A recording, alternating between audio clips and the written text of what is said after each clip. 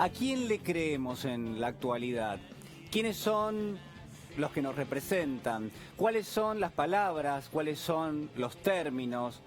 ¿De qué ideología están hechos los mensajes de aquellos que se cruzan en la esfera pública y en la esfera política y que de alguna forma nos representa? ¿A quién le regalamos nuestra confianza? En gran medida, ¿de qué está hecho ese mundo que habitamos permanentemente y que va a tener, sin ninguna duda, una gravitación muy fuerte en la construcción de un futuro, que como yo le digo, ese futuro es colectivo, es una construcción de todos nosotros? Entonces, ¿qué tan importante es esa discusión que estamos dando en este momento, inédito, singular, este momento donde están abiertas todas las posibilidades, pero claramente también donde existe un peligro, que es que se vayan cerrando una tras otra? Y que mucho de todo eso, de esa disputa que está permanentemente dando vuelta, bueno, se haga casi, uno podría decir, en la plena oscuridad. Que no sea transparente a nuestra mirada, que no participemos de esa discusión. Alguien que trabajó sobre estos temas muy complejos, temas que nos tocan en lo profundo porque tienen que ver con nuestra historia y en este caso con la historia de esta persona que vamos a contar, fue Heinrich Böll. Heinrich Böll fue un novelista alemán, Premio Nobel de Literatura del año 1972, que escribió una novela fantástica, muy cortita, que le invito a que la lea y que se llama Opiniones de un payaso. En esa novela, Heinrich Böll va a mostrarnos la complejidad de una sociedad que estaba prácticamente saliendo de esa Segunda Guerra Mundial. Estoy hablando de la sociedad alemana y de lo que se llamó el milagro alemán, que fue reconstruir una sociedad de la base prácticamente, pero que al mismo tiempo fue reconocer quiénes habían sido cómplices, quiénes habían mirado para el costado, qué papel había jugado en gran medida la dirigencia alemana en aquel momento, quiénes habían hecho de soporte, quiénes habían dado el aguante a esos partidos políticos que terminaron degenerando y que después fueron mucho más adelante parte de esa bestialidad que fue el nazismo. Pero estoy hablando de tiempos posteriores, estoy hablando de la reconstrucción, del Plan Marshall. Usted ya seguramente se recuerda esa parte de la historia, es la década del 50, y Heinrich Böll va a trazar un diagnóstico realmente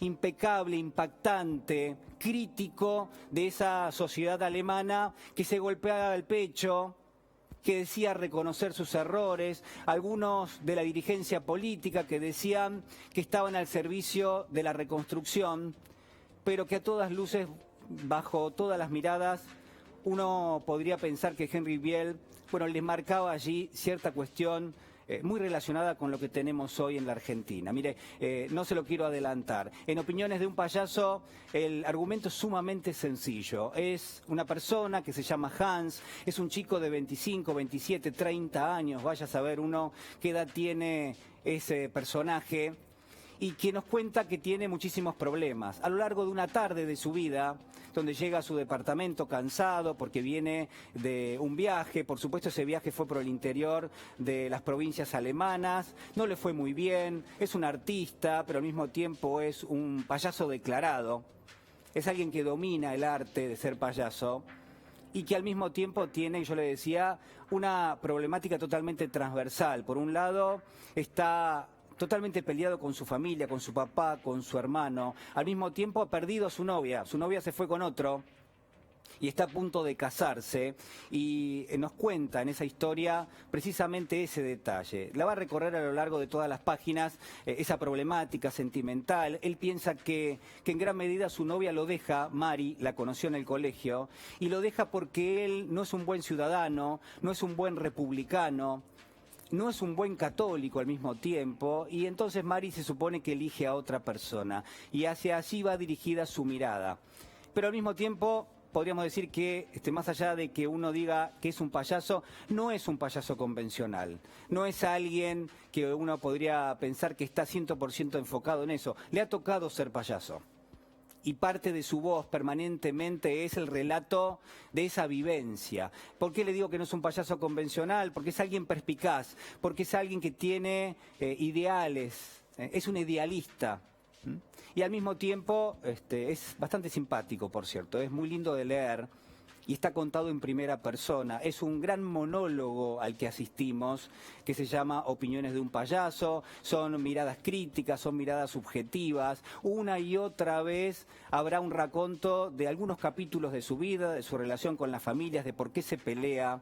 Y cada tanto agarrará el teléfono de línea en aquel momento, y va a hacer una llamada, y esa conversación nos va a dejar mucho, nos va a mostrar mucho de lo que lo rodea a nuestro payaso Hans. Es alguien que al mismo tiempo va a plantear una mirada sumamente crítica y donde no es casualidad, sino yo le diría más bien causalidad, que estemos hablando de alguien que vive prácticamente en el margen de la sociedad alemana. Él, yo le decía, va a marcar con el dedo a cada uno de los integrantes de esa sociedad burguesa, de esa sociedad de la dirigencia política, de lo que son los referentes sociales. Y acá va a marcar también el papel de la Iglesia. ¿Qué ha hecho la Iglesia en la década del 40, en la década del 50, cómo se ha comportado?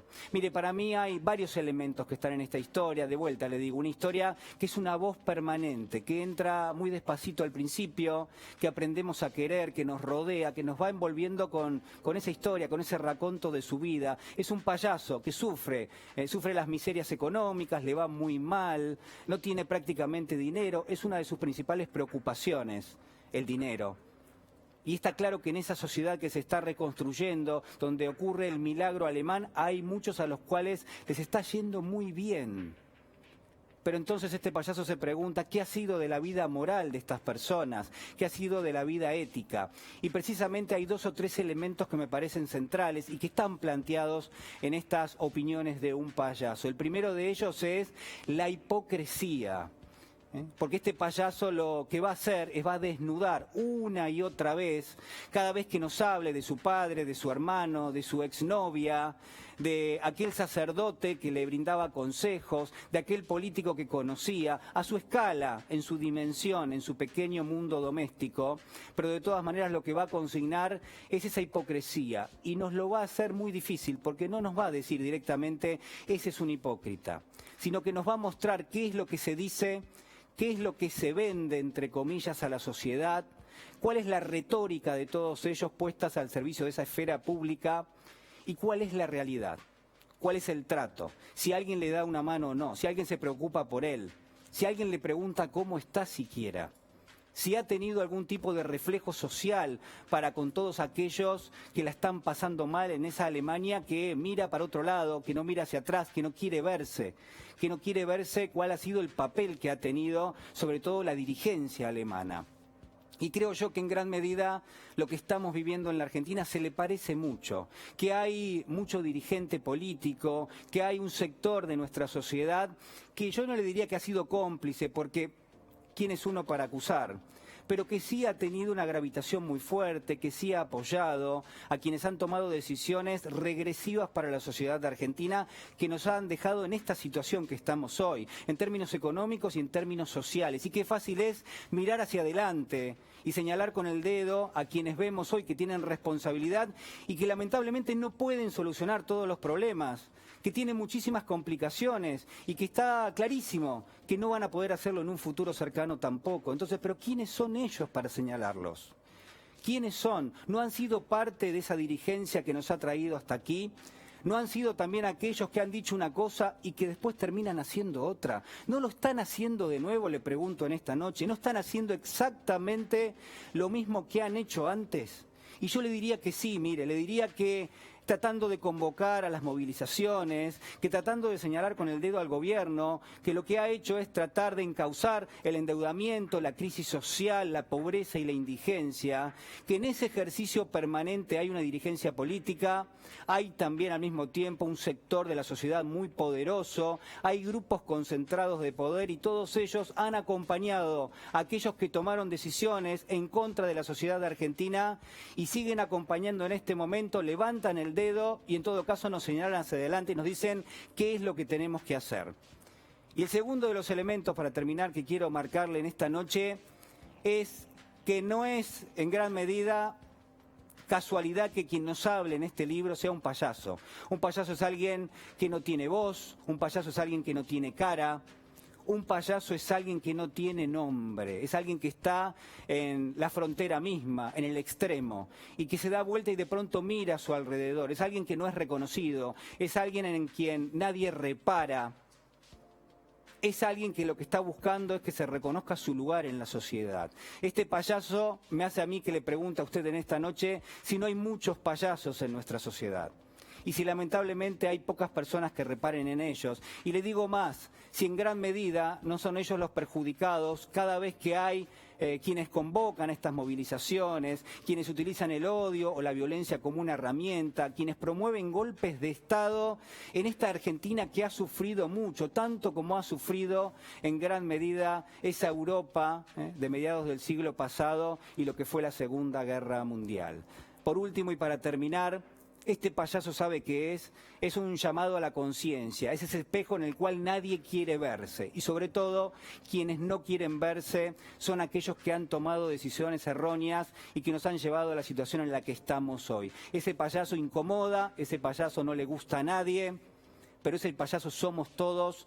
Y permanentemente nuestra obligación es decirle a aquellos que tienen que tomar decisiones, pero que también participan como oposición, como oficialismo, que hay cosas que hay que resolver en la Argentina, que hay un impuesto a la riqueza que discutir, que hay una renta universal que también hay que discutir y que en todo caso todo eso tiene que pasar aquí y ahora. En esta Argentina donde hay mayor desigualdad, donde hay menor inclusión, donde hay más pobreza e indigencia, señoras y señores, hay que devolverle la voz a aquellos que nunca la han tenido.